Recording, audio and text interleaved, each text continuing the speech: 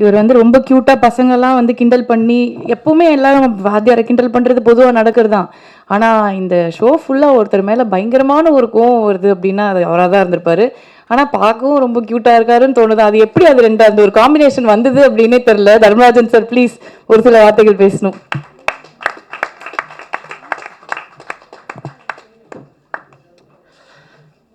ஸ்ரீனிவாசன் என் பேர். அது பேர் மாறிக்கிட்டே இருக்கும். முதல்ல ப்ரெஸ் அண்ட் மீடியா அவங்களுக்கு மிகப்பெரிய பொறுப்பு இருக்குது. ஏன்னா ஒரு 50 ஆண்டுகளுக்கு முன்னாடி வர வேண்டிய படம் இது. இந்த படம் வந்து ஒரு கருத்தை சொல்லணும்னா ஒரு மன்னராட்சி மக்களாட்சியாக மாறுறதுக்கு ஒரு எம்ஜிஆர் சார், சிவாஜி சார் 100 படம் நடிக்க வேண்டியதாக இருந்துச்சு. ஏன்னா அப்போல்லாம் 40 நீங்கள் எம்ஜிஆர் சார் படம் வந்து 60-70 படம் பார்த்தா தான் தெரியும். ஒரே கருத்தை, அந்த மக்களாட்சிங்கிற கருத்தை 60-70 படத்துக்கு அப்புறம் நாடோடி மன்னரில் தான் அதை வந்து வெளிக்காட்டுவார்.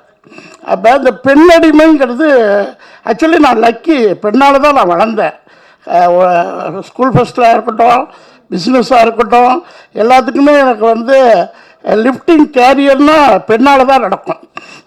ஆணுக்கு எனக்கு ராசியே இல்லை, என்னன்னே தெரியல.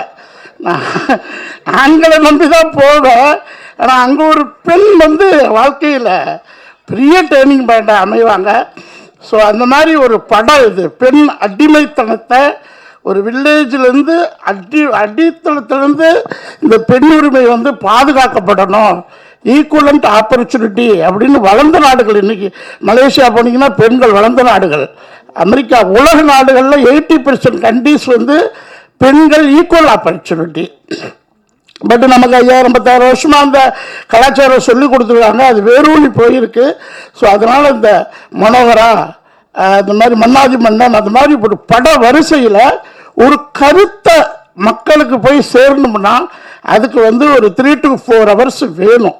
1 மணி நேரம் 1.5 மணி நேரம் சினிமா தேட்டரில் போய் பார்த்து கதைகளை புரிஞ்சுக்க முடியாது.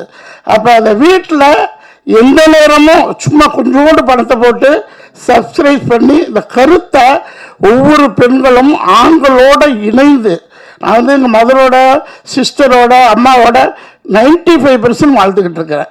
ஏன்னா அந்த பெண்மையோட அத்தனை வலிகளும் கஷ்டங்களும் நமக்கு தெரியும். அவங்க இல்லைன்னா நம்ம இல்லை. எல்லா வகையிலும் பெண்கள் வந்து நமக்கு சப்போர்ட்டிங்காக இருப்பாங்க. அதை வந்து நான் 40-50 வருஷமாக அந்த பெண் விடுதலைங்கிறத பார்த்துக்கிட்டு இருக்கிறேன். பட் இருந்தாலும் படத்தில் நடிக்கும் போது எனக்கு டைரக்டர் ஆப்போசிட் கேரக்டர் கொடுத்துட்டாரு. எனக்கு நடிக்க தெரியாது, உண்மையிலேயே பிஸ்னஸ் பண்ண தெரியும். உலகத்தில் 100 நாட்டை காம்படேட் பண்ணால் ஈஸியாக அப்படியே டேக்கனில் சைனாவை காலிப்பட்டு போயிடுவேன். ஒன் ஹவரில் சைனாக்கால வந்து என்கிட்ட நிற்க முடியாது. சைனா, வியட்நாம், கம்போடியா 30-40 கண்ட்ரி அப்படியே டேக் பண்ணிட்டு போயிட்டே இருப்பேன். அதுக்கு யாருக்கு ரேஸ் ஒரு பெண் மூலியமாக தான் அதுவும் வரும் போல இருக்கு. அது இந்த ப்ரொடியூசர் புஷ்மா மேடம் மூலியமாக வரும். பட் எனக்கு டெக்ஸ்டைலில் எவ்வளோ பெரிய ஜாம்பவா. நான் இன்னைக்கு கூட ஒரு 10 ரிட்டையர்ட் ஜட்ஜை போய் சந்திச்சுட்டு வந்தேன். அந்த மாதிரி ஒரு குடுப்பில் அந்த தொழிலில், சாம்ராஜ்ய தொழிலில். பட் கடவுள் வந்து சுக்கிரதசை வந்து சினிமாவில் வந்து சேதுபதிங்கிற ஒரு படத்தை ஒரு பட்டி தொட்டி எல்லாம் ரிஜிஸ்டர் பண்ணார். அந்த டைரக்டர் கோட்டு மிஸ்டர் அருண்குமாருக்குடைய அடுத்த ஸ்டெப்பு ரொம்ப காலமாக ஒரு சீன் 2 சீன், ஒரு சீன் 2 சீன், ஒரு டைலாக் 2 டைலாக், அதுக்கு மேலே எந்த டைரக்டரும் எடுக்கிறது இல்லை. எடுத்தாலும் ஃபுட்டேஜில் கட் ஆகுது. எந்த பொழுது ஹீரோ, எல்லா ஹீரோக்களையும் வந்தாச்சு. அஜித் சாரை தவிர்த்து அத்தனை ஹீரோக்களையும் காம்பினேஷன் பண்ணியாச்சு. அத்தனை லெஜெண்ட் ஹீரோயினும் காம்பினேட் பண்ணியாச்சு. காமெடியான ஃபுட்டேஜில் சீன் வரலையே, என்னடா பண்ணுறது, தப்பி தவறி வந்துட்டோமோ அப்படிங்கிற ஒரு ஃபீலிங் பண்ணுறதுல அருண்குமார் எடுத்து வச்ச ஸ்டெப்பை முத்துக்குமார் வந்து ஃபுல்ஃபில் பண்ணியிருக்கிறார். அதுக்கு 6-7 ஆண்டுகள் பெரிய சோதனைகள், சக்ஸஸ் ரிவெஞ்சுன்னு சொல்லுவாங்க. அந்த மாதிரி எவ்வளவோ படிக்கணும். ஒரு புயல் வர வேண்டியதாக இருக்குது, ஒரு ஃப்ளட்டு வர வேண்டியதாக இருக்குது, ஒரு கொரோனா வர வேண்டியதாக இருக்குது, ஒரு 4 ட்ரிப்பு செத்து பொழைச்சி ஒரு அயலிங்கிற ஒரு பெண், அதாவது பெண் விடுதலைன்னு சொல்லலாம், பெண் உரிமைன்னு சொல்லலாம், ஈக்குவல் ஆப்பர்ச்சுனிட்டின்னு சொல்லலாம். வருங்கால தமிழகம் இதை கவர்மெண்ட் எடுத்து நடத்த வேண்டிய பொறுப்பை புஷ்பவதி மேடம் எடுத்திருக்கிறாங்க. இது அரசாங்கம் எடுத்து GB corporation also GB corporation producer team மெயினாக சொல்லணும். இது வந்து படம், சினிமா படம். இந்த எக்ஸிபியூஷன் டீம் இருக்க நிறைய மேனேஜர் எனக்கு ஃபர்ஸ்ட் அக்ரிமெண்ட் போட்ட மேனேஜரே வரமாட்டேன்ட்டார். ஏன்னா அந்த அளவுக்கு புதுக்கோட்டையில் வெயில் டெய்லி கஷ்டம், டெய்லி சாப்பாடு. மிஸ்டர் ரகு அண்ட் டீம் என்ன அருமையா ஒரு படத்தை பாடமா 35-40 நாள் இருக்குன்னு நினைக்கிறேன். எனக்கு நிறைய சீனில் பண்ணல, நான் டேட் இல்லாததுனால அதனால நான் ரொம்ப ஃபீல் பண்ணேன். இப்போ காயத்ரி நிறைய டைரக்டர் எனக்கு முழு சுதந்திரம் கொடுத்து, ஆனால் நான் கொஞ்சம் நடிக்கிறேன் சரியா, பட் எனக்கு தெரியல இவ்வளோ தூரம் பெண்மையை பேச சொல்கிறாரு, அது எந்த அளவுக்கு பப்ளிக்கில் பாதிக்குமா இல்லை நல்லா இருக்குமா. ஏன்னா நான் தான் மெயின் அந்த சூத்திரதாரி. அந்த பெண் வந்து கல்யாணம் பண்ணி வைக்கணும், பள்ளிக்கூடத்தில் போகக்கூடாது, மெயின் கண்டென்ட் நான் தான். அப்போ என்னடா இப்படி பண்ணுறாருன்னு நினச்சிக்கிட்டு அவரும் சிரிச்சு சிரிச்சு சிரிச்சு சிரிச்சு வேலை வாங்கிட்டாரு. ராம்ஜி சார் அடுத்த பாரதி ராஜா சார் படம் மாதிரி இது வில்லேஜை முகத்தை, ஒரு வில்லேஜ்னா இப்படி தான் இருக்கும் அப்படிங்கிறத காமிச்சு ரொம்ப அருமையான டீம். எப்போதுமே நம்ம லேடிஸ் டீம் வந்து ஸ்ட்ராங் டீம்.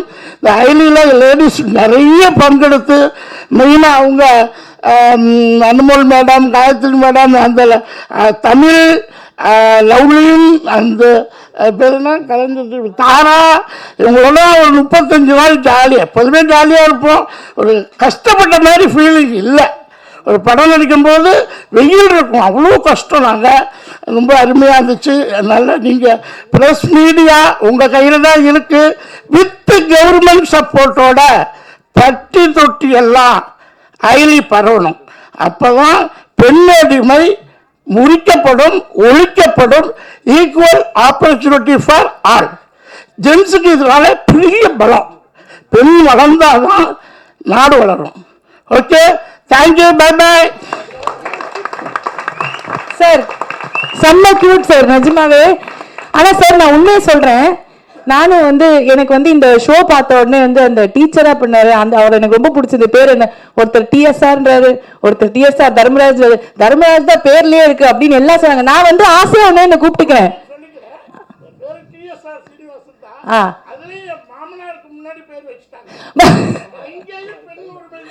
பெண் உரிமை தான் முன்னாடி இருந்திருக்கு.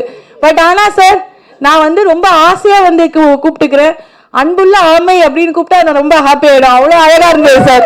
இனிமேல இருந்து பேர்ல கன்ஃபியூஷன் இருக்கோ இல்லையோ, ஆனா இந்த ஆமைங்கிற பேர் கேட்டோடனே ஓகே அவர் பின்னார பெர்ஃபார்மர் அப்படின்னு வந்து ஞாபகம் வந்துடும் சார். Thank you sir.